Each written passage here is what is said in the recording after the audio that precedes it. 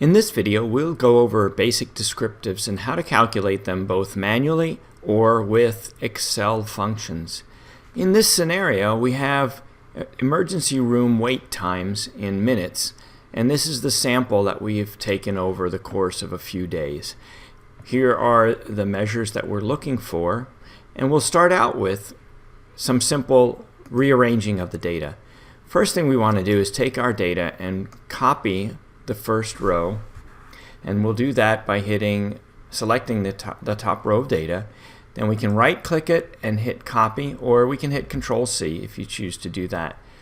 Now over here I've got an observation number column, which we'll talk about in a little bit, but for now let's go ahead and paste special. We can do that by hitting right click, go down to paste special, and just so you know which one we want to use, we'll go down and use the paste special extra tab that brings up the dialog box. We go down and transpose the data and we hit paste. So what it's done is it's taking the row of data and turned it into a column. Let's do that for the next row.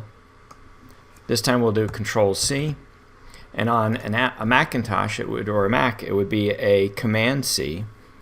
And again, we can do this by right clicking, going to paste special, and then paste special again, or if you're on a Windows based machine, you can hit Alt E. You'll see a little box pop up here. You hit S and it pops up the dialog box again. You hit transpose only, that's the only thing you need to do. Hit OK and you have the data down there. And finally, the third row, you can choose which way you want to do that.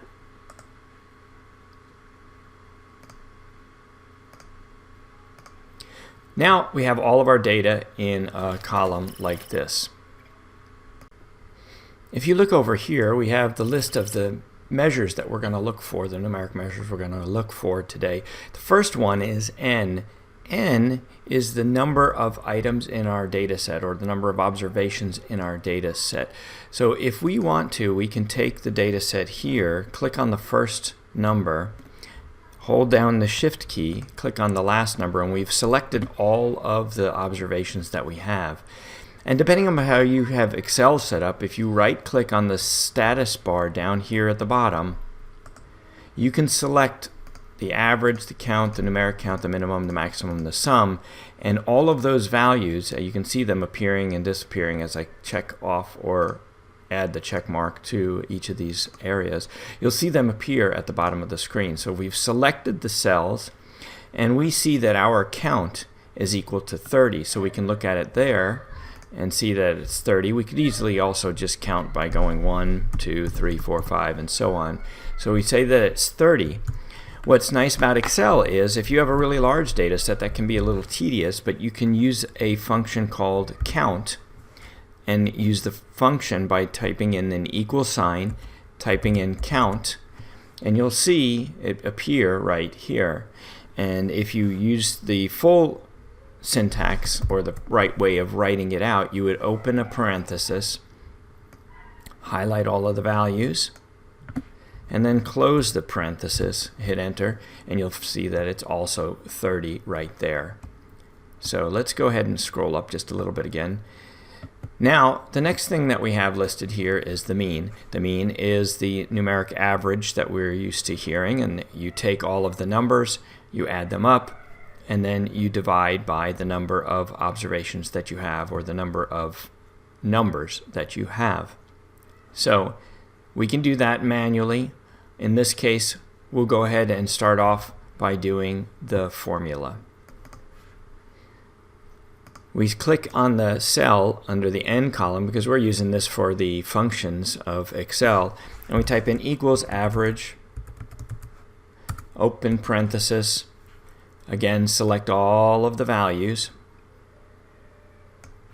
then close the parenthesis. Now you'll notice also that if you hit enter, Excel will add in the parenthesis for you, and then we have the mean as 91.9.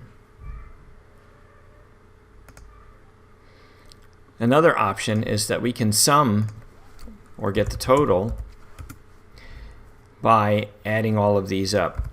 Now this is just another formula, so it really is about the same as if we went and did the average formula as we did over here. But we can sum all of these numbers up right there. But we'll complete the exercise anyway. So we'll close out the parenthesis here, hit enter, and we get 2,757. And then we can calculate the average by dividing that 2,757 by the number of observations we have, which is 30, as we figured out before. And we can do this using cell references. So we're going to say equals, because that's the calculation code that we would put in, or the proper syntax as it's called, to start a calculation for a function. So we'll hit equals, and we'll click on the cell reference for the total. Now we could just as easily write equals 2,757, but we can do the cell reference. Then we do divided by 30.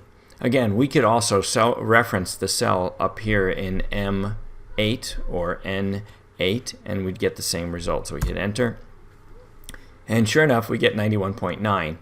One of the things that we can do is over here in M9, where we want to do the calculated formula, we can do a cell reference, do equals, and just reference that cell right there where the average was calculated, where we calculated it earlier.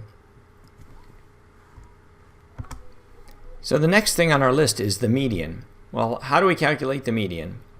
To calculate the median, what we do is we take our numbers, our observations, we put them in sequence from lowest to highest, and we find the middle number. That's our median. So how do we do that in Microsoft Excel? It would be pretty painful to try to sort these manually, especially if our data set was a lot larger.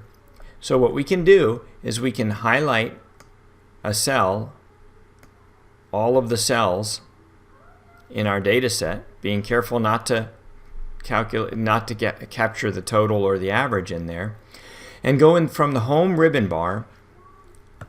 We go to sort and filter, and we can sort smallest to largest. Now, if you'll notice, before you do that, right click on sort smallest to largest, and it has, mine is grayed out because I've already done this, but it says add to quick access toolbar.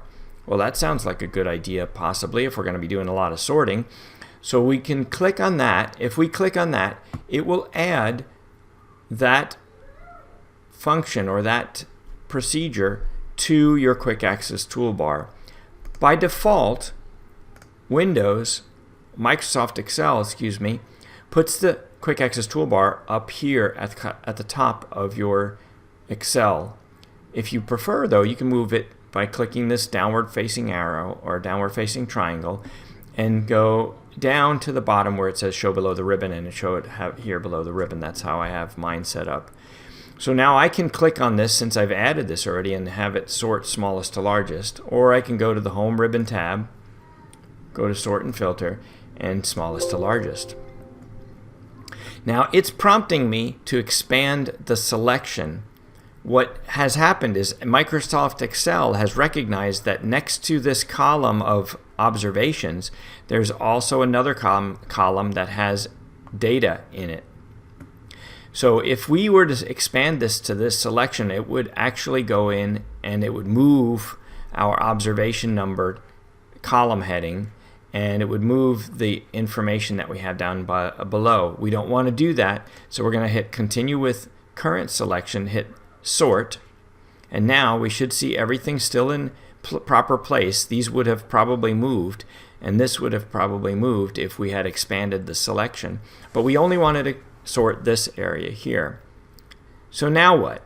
Well, we find the middle number, but we have a problem. We have an even number, so there isn't a single middle number. What do you do in that case? Before we answer that question, let's go ahead and put a label into our column heading so we don't get confused later on when we start adding a lot more detail into the different columns adjacent to this column. So we'll call this the ER time, and we'll call that X, because those are the values of our observations. X is the value of the observation. All right, back to the median. So to calculate the median, we have to find the middle value, but we don't have a middle value. We have two middle values.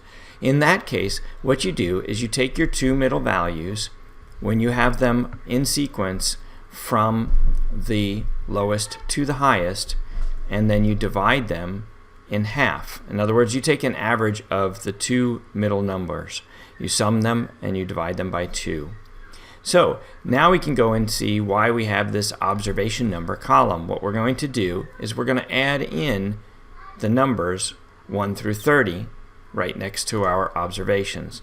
So we can start by hitting 1, hit 2, hit enter. Now that gets a little tedious, so we have an alternate. We can select the number 2 or the number 1 for that matter, and you'll see when I put my mouse over the right lower corner square, it turns into a plus sign. Now I can drag this down and you'll see that the little number next to it stays as a 2. But if I hit the control key, which should be the command key for Mac, those numbers are changing. So I'm still holding down the control key, still holding down my mouse button. Now I release my mouse button and Excel adds in all of the numbers in a series for us. It's a great feature, makes things a lot simpler for us. So here we are. We have now our numbers 1 through 30 indicating each of the observations, how many that we have. The two middle numbers are 15 and 16. And remember what I said was we would sum these two, divide them by 2. In other words, take the average of these two. Fortunately, they are both 86. That makes it a lot easier for us to work with this because we know that the answer is 86. So, now also, Excel has a function for calculating the median. And as we do with most of our functions or all of our function, we'll use the equal sign to indicate that we're starting the function. If you're unsure, let's back out of that for a second. If you're unsure, you can go into the formulas area and you can do different types of formulas and look for the formulas that you want based on where you think they might be. Another way you can do it is type in that equal sign, click on the little f with the lowercase x or f sub x here, and you can type in a brief description and do a search for it. So if we wanted to do median, we can see what happens if we do a search for median and we hit go. Well, there it is. We have a median function. So we can click OK. The median function comes up. We also see the median goes in here. And we want to now just select our entire cell range of observations. So we have all 30 observations in there, and we hit OK, and sure enough, 86 shows up as well. On to the mode. So what is the mode? The mode is the most frequently occurring observation in the data set. So in our case, we can go through this and we can count up, since we've put this in chronological order, and see which of the observations appear more than once, if any. In this case, we can see that 10 appears more than once. So let's go ahead and highlight that. We'll do that in yellow and continue on down. Look for duplicates, duplicates, duplicates. And we have 86 that has showed up again with twice. So that's 2 times the number of observations for 86. And go further down there, and it looks like those are the only 2 observations that appear twice. So that was pretty easy. We can go in and put in here that we have 10 and 86 as our mode. Now, what happens though if we have a data set that has thousands of numbers instead of just 30 numbers? It's going to be a little bit tedious to go through and look for all of the modes. Remember, we can have more than a single mode. We have a multimodal distribution or a bimodal distribution. So how do we handle that with an Excel function? There is, in fact, an Excel function. There are a few Excel functions for this. And the legacy function, is meaning the older version of the function, is called just that, equals mode. And you'll see there's a little triangle by it. What that's telling us, it's for older versions of Excel. But we'll go ahead and use it. It still functions the way they had it originally intended it to function. So if we type mode, open parenthesis, select our data set again, and hit enter, it'll close it out for us, and we only get the observation of 10. Well, we already checked it. We know that 10 and 86 are both modes. So there's a problem with this function, which is why Excel went ahead, or Microsoft went ahead and changed the function when they went to the later version. And I don't recall exactly when it was. I think it was 2010 when they upgraded the calculation. Now when we type in equals mode, we see that there's mode.mult, which, you can see returns a vertical array of the most frequently occurring or repetitive values in an array or a range of data. For horizontal array, use transpose. Wow, that gets pretty tedious. Let's look at mode single. Returns the most frequently occurring or repetitive values. So that's all singular. In our data set, we know for sure that that's not going to work. The trick is we want to use the mode multi function. The problem is it has to be entered in as an array. And without getting into great detail, what that means is we can't just type in equals mode on a single cell like this. We have to do it on multiple cells. So assuming we didn't know how many observations there were that were showing up multiple times, we would have to just select a bunch of cells, more than we think we would need. And then we type in, while they're all selected, equals mode mult. And again, select all of the values. Now the challenge here though is when you do this, you have to hit enter a different way. You can't just click enter or it won't work right. Instead, what we have to do is hit Control Shift Enter, and I believe that's Command Shift Enter for the Mac.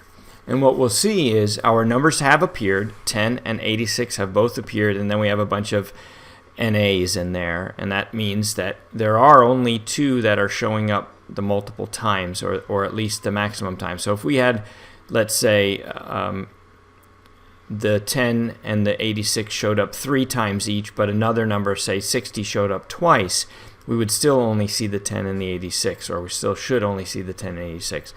So here's the challenge. The challenge is you have to select at least as many cells as you think there are going to be modes. If we had only selected these 2, if we'd only selected these 2 cells and we got 10 and 86 back, if we didn't know any better, we might think that there's actually another one. So we'd have to go run the calculation again with another column or another row selected as well. So we'd have multiple modes. So in order to calculate the exact amount, you actually really need to pick extra cells that you highlight to put into the array, because you want to see at least one NA symbol in there. That means that you've hit all of them, and now you're hitting extras where there aren't duplicates or however many observations of each value you have in there. Then you also have to remember to hit Control Shift Enter, which is great if you use this feature or the multi-mode function all of the time, but if you use it just once in a while, you tend to forget how to do that. So one way that we can calculate this out that's a little bit simpler, perhaps takes just a little bit longer, is you can go in here, select any cell, or actually want to select the whole column here, go to your Insert tab, click on Pivot Table. Now we're bypassing some of what would be considered the best practices of creating a table first and naming your table, and then but we're just doing a quick worksheet pivot table to make calculation to determine the mode. So we're going to hit OK. Before we do that, actually, let's just put it on a current cell that we have here, and we'll put it down here out of the way. Actually, let's go ahead and put it on a new worksheet just to be done with it. Now we have it freed and clear, and we can take that value, put it down here, and we want the sum. We want to change that value field setting to count. We hit OK. We also put it in the column. And now the count of 9 is really not a clear statement.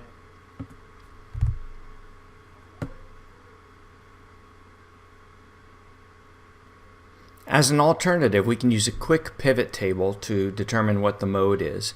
And this is not a video about pivot tables, but we'll show you quickly how to go through this. And the way you do it is you select your entire column of observations, including the row heading, otherwise it gets a little bit confusing and you lose out on a piece of data. From there, we go to the Insert Ribbon tab, click Pivot Table, and for Macintosh it defaults to the existing worksheet, I believe. You want to make sure it's on New Worksheet. Click OK. It automatically fills in the range of data that we want because we already selected that. And now you have a new worksheet. So we were on the measures diagram. We're now on sheet 4, which is a new one that automatically was created.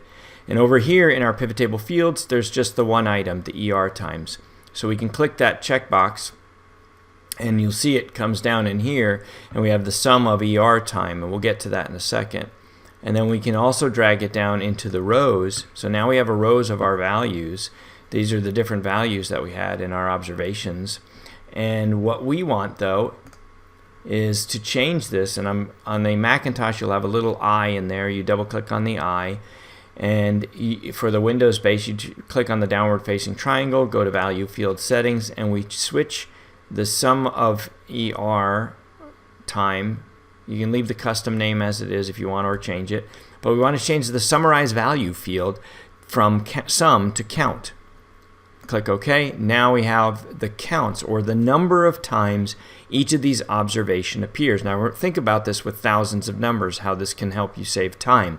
From here, we're going to go and reverse, in other words, sort from largest to highest, to smallest, our values. Again, if you don't already have these in your quick access toolbar, you don't have to put them in there, but you click on your column, go to the Home Ribbon tab, go over to the right where you see Sort and Filter, and sort from largest to smallest. Now we can highlight the top two that show up, and sure enough, it's 10 and 86. Go back to your measures diagram, and you can see that that's what we had already. Not really necessary to go ahead and write them in again, but we'll do that.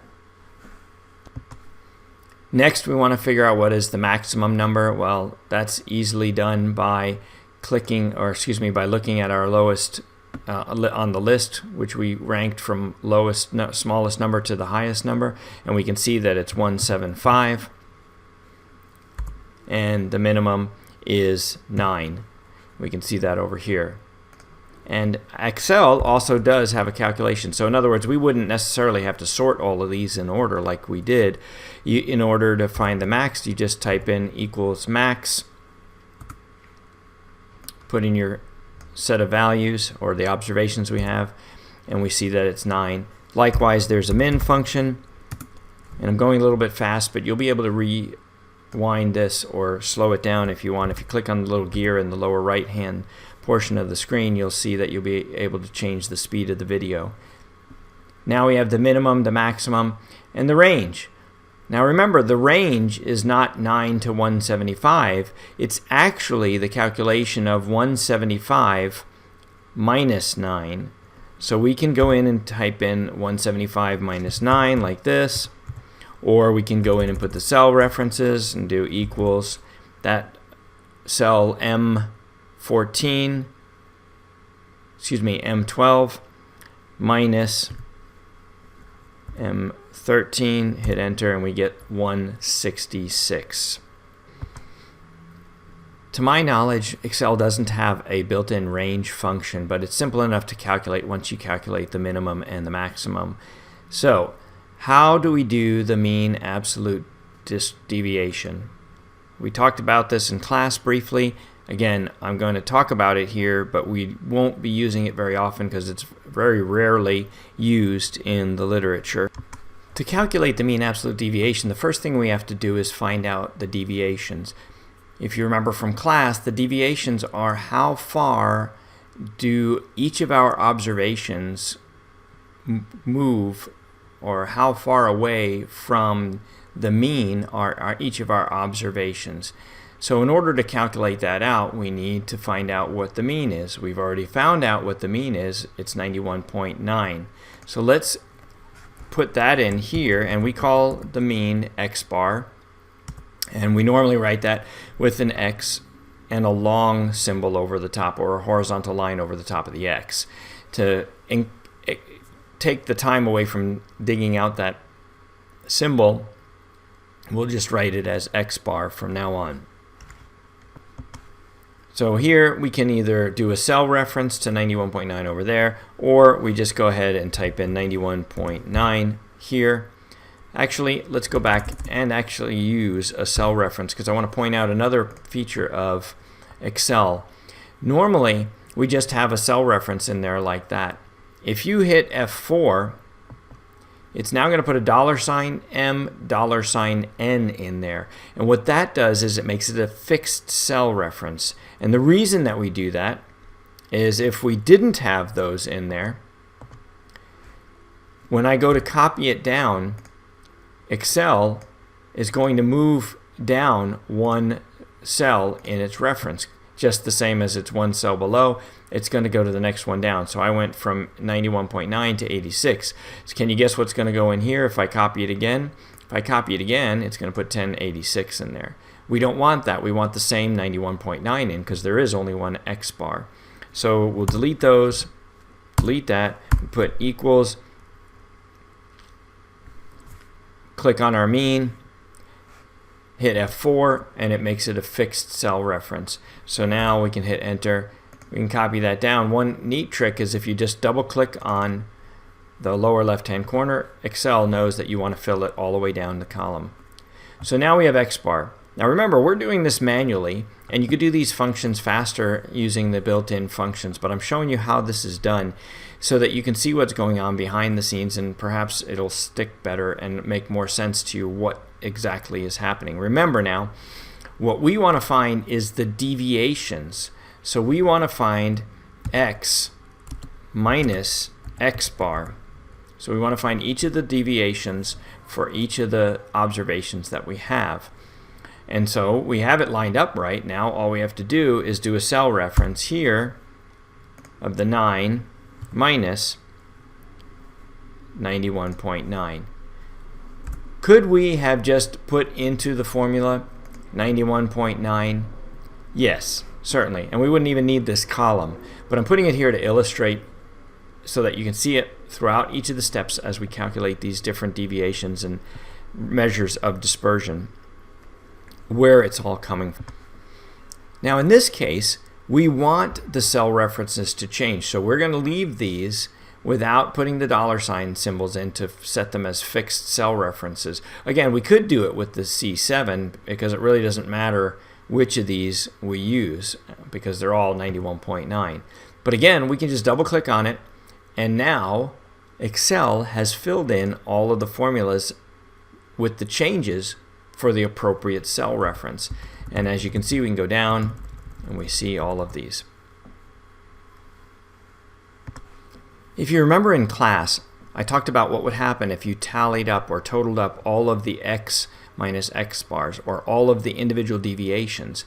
So if we wanted to look at the entire data set as a whole and see what the deviations are, well, why don't we just add up all of these deviations? Well, we can't, because if we add all of those up, we're going to sum them up.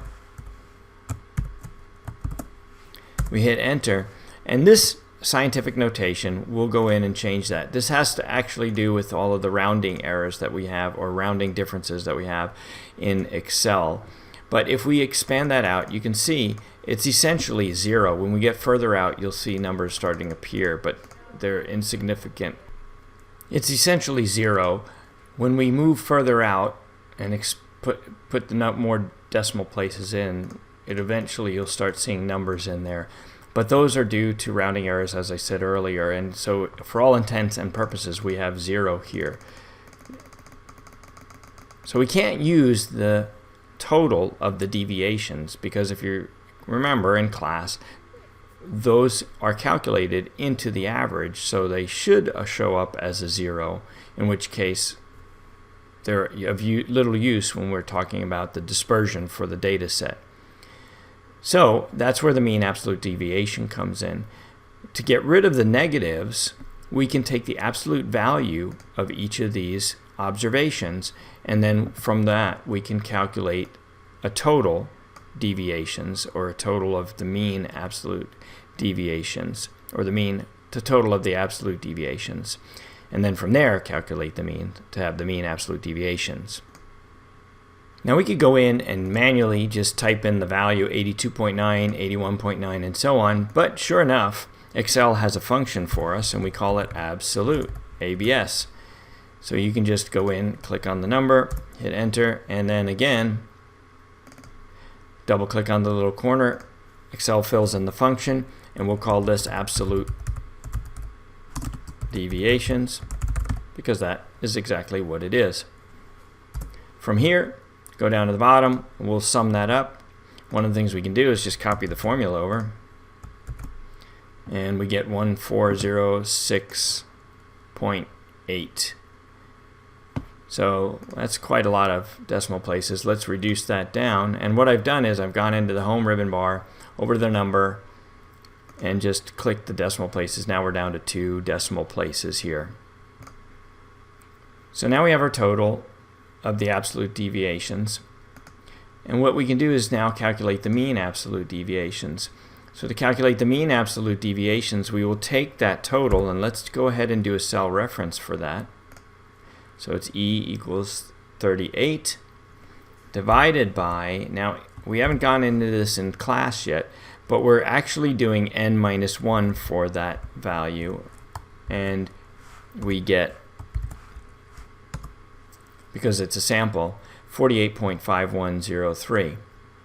And as usual, Excel does have a function. They call it AVEDEV, average dev deviations. And we can do that also from our original data column. And we hit enter, but we get something different. Now why is that? Well, let's go in here and just take a look for a second. Remember, in order for us to calculate out our mean absolute deviations, we went ahead and took the cell reference to our total of the absolute deviations, and we divided it by 30 minus 1, or n minus 1, because we had a sample. And we got that number. Now we're going to go in, take out the minus 1, so we're actually going to divide it by 30, and we get the same value. And so if you're dividing it by n, now you're talking about the value that Excel is calculating, and Excel is making the calculation based on a population. But if you remember our scenario, this is sample of time in emergency rooms. So we want to use our value of 48.513 for the mean absolute deviations. Like I said, this is a reference to the dispersion, but it's one that's not used very often. I've only seen it once or twice in journals that I've read. So what we're going to do instead is we're going to calculate the variance in the standard deviation to make it a little bit easier, and so we don't get confused with this column. We'll go in, take this column, and we'll just take the text, and we'll just make it barely legible, a nice light gray in there. So it's still there, the values are still there, we haven't deleted them. Technically we could delete them, but we'll leave them in for the sake of having them there for comparison as you're doing the other steps of it. So over here we have the formula for standard deviation. And remember, standard deviation is just the square root of variance. So if we took out our square root symbol and we had our s, we would now square it. It would be s squared, which is equal to the sample variance. Let's go ahead, since we've already determined it's the sample, and we'll actually call it what it is.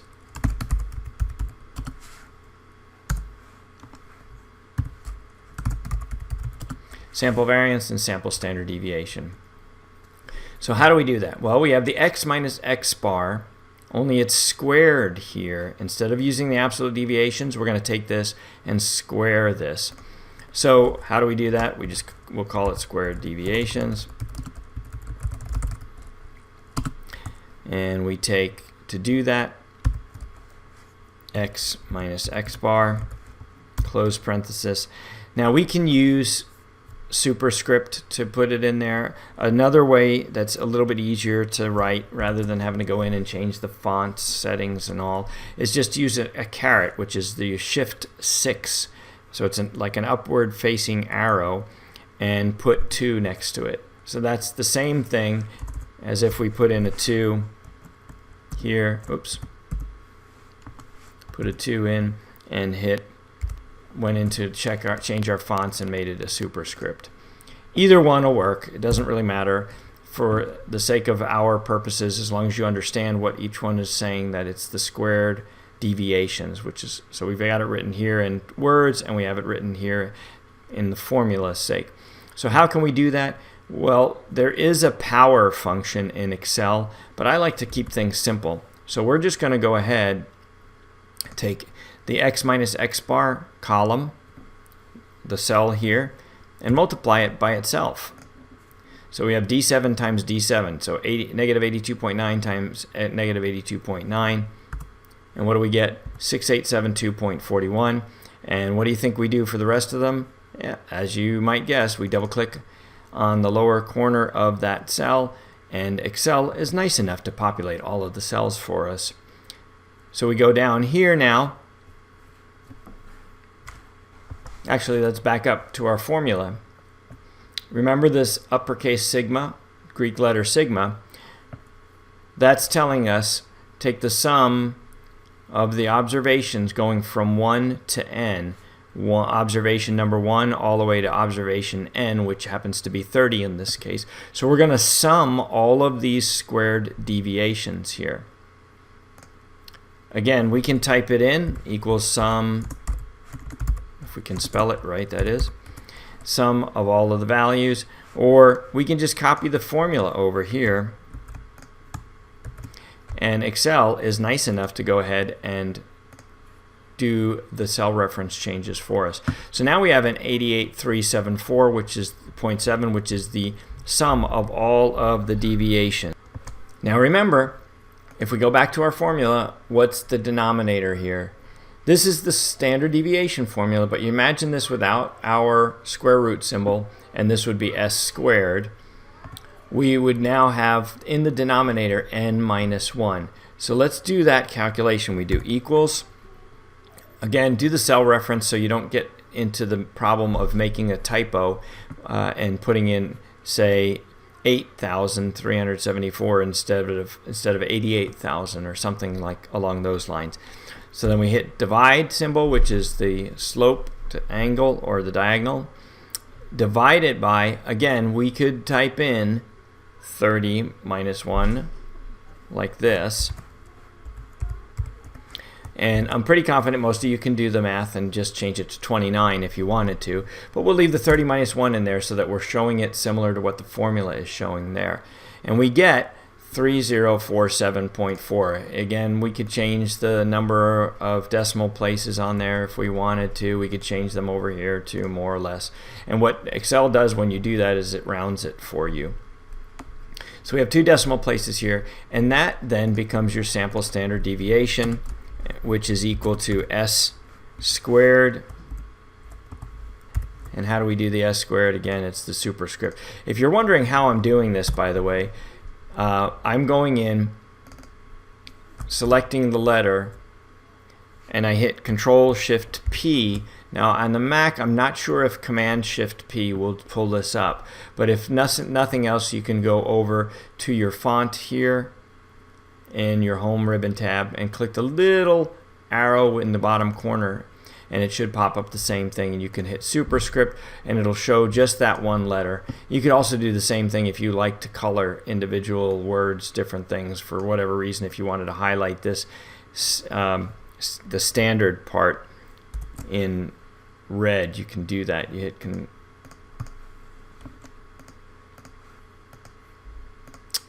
hit the word, go in there and you hit Control-Shift-P or the font here and just change the color of that one word or letters, and you have it that way. So that's sample variance 3047.4, and if you remember, all we want to do is take the square root of that. Excel has the formula for that. It's equals SQRT.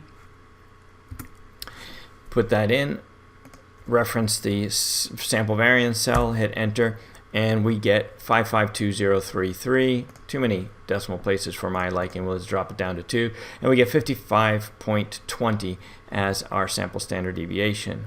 So if we go back up here now, let's put our Excel function in, and we do var. It happens to be equals var. Now you can see down here we have the old versions of it for the legacy with the little yellow triangle on them saying it's a warning or hazard. And we're going to do sample, so it's var s, var.s, put that formula in. Remember, you have to go back to your original observations, though. Don't get confused, and select one of these other columns. Hit enter and find that we have, we'll take these both, let's just do both of these out to 2 decimal places. And we have 3047.7. Now, you might get slightly different answers. Here we're going to go to standard deviation, make sure we get the stdev.s. Select that one, and I'm hitting tab after I hit it, and that will pop it up into place right here. Again, go down and select our original data set. We hit enter, and we get 55.20. Now, I haven't checked this out, so let's try this right now. But if we go ahead and expand this out further, we might that our numbers are different. So far they're the same, so that's a good sign. But sometimes there'll be rounding differences between how we did our calculation manually and the actual function values. And that's how you calculate some of the basic statistics descriptives that we're looking for manually and using the Excel functions. I hope you found this video helpful, and keep looking for more of them. Have a great day.